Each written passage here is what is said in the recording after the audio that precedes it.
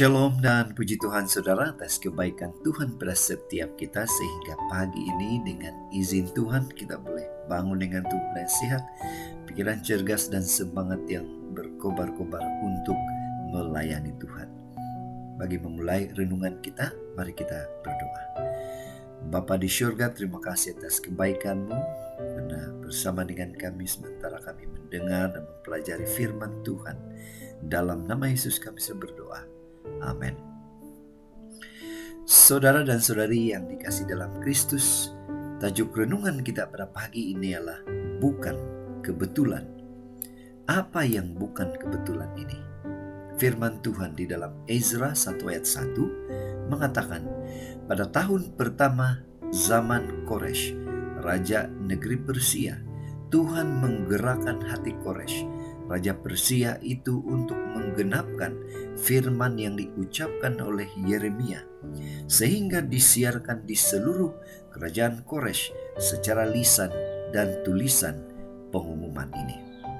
Saudara, menarik kalau kita membaca keseluruhan buku Ezra ini, khususnya di dalam Ezra 1 ayat 1 sehingga 11.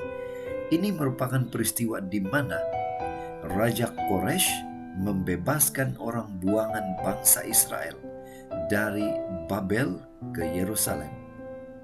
Ada sebuah ilustrasi. Apakah yang berlaku dalam hidup kita hanya kebetulan? Begitu banyak pengalaman hidup dalam perjalanan hidup kita. Suka duka silih berganti sehingga memberi warna-warni kehidupan kita. Namun, seringkali kita menganggapnya hanya sebuah kebetulan semata-mata. Misalnya, kita telah berjam-jam berdiri di tepi jalan raya menunggu bus yang tidak kunjung tiba. Tiba-tiba ada sebuah kereta berhenti dan menawarkan tumpangan untuk kita. Pemandunya ternyata sahabat lama yang kebetulan melalui jalan itu. Jadi kita mendapat tumpangan tanpa membayar 1 sen pun. Apakah ini kebetulan saja? Kembali kepada bacaan firman Tuhan. Banyak peristiwa di dunia ini sesungguhnya sudah diatur oleh Tuhan. Sebahagian orang mungkin menganggap peristiwa penaklukan Raja Babel oleh Raja Koresh, Raja Persia ini hanyalah peristiwa sejarah biasa saja. Tetapi penulis kitab Ezra meyakini bahwa Tuhanlah yang menata semua peristiwa itu begitu teratur. Tuhanlah yang menggerakkan hati Koresh untuk membebaskan bangsa Israel yang dibuang di Babel pulang kembali ke Yerusalem. Tuhan sebagai Raja semesta alam mampu menggerakkan siapapun untuk penggenapan sejarah keselamatan yang Tuhan sudah rencanakan. Sekarang saudara, bagaimana peristiwa pengaturan Tuhan yang tepat ini mengajar kita?